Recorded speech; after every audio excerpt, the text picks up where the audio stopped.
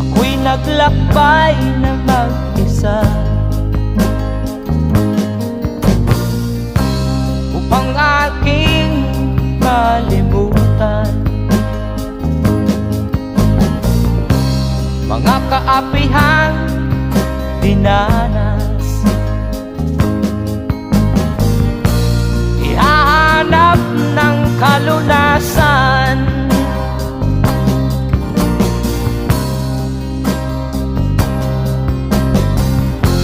kami hinamak ng lubusan, inapit, tinatawanan,